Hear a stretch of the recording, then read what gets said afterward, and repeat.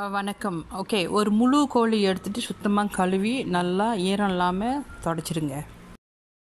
Okay, முதல்ல உப்பு எடுத்துகிட்டு உள்ளும் வெளியும் நல்லா தடவி விட்டுருங்க முழுசாக கோழியை.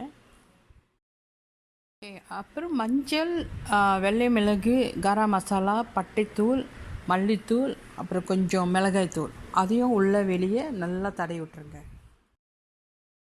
ஓகே, இப்போ oyster, dark soya, light soya, sesame oil, அப்புறம் அதை எடுத்துகிட்டு அதையும் உள்ளே வெளியே நல்லா பூசி விடுங்க.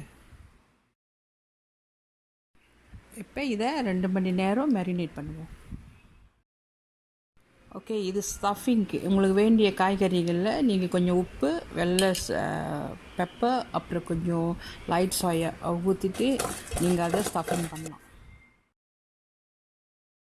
ஓகே, இப்போ வந்துட்டு ஸ்ப்ரிங் ஆனியன், கார்லிக், ஜிஞ்சர் இதெல்லாத்தையும் இன் அண்ட் அவுட் உள்ளுக்கெல்லாம் வச்சுட்டு கோழி அடியிலையும் வைக்கணும். அப்புறம் அந்த வெஜிடபிள் நீங்கள் ரெடி பண்ணி வச்சுருந்தீங்களே அது வந்துட்டு நீங்கள் கோழி உள்ளுக்கும் வைக்கணும், சைடில் எல்லாம் வச்சுக்கலாம், அது பாட்டுக்கு வெந்துடும்.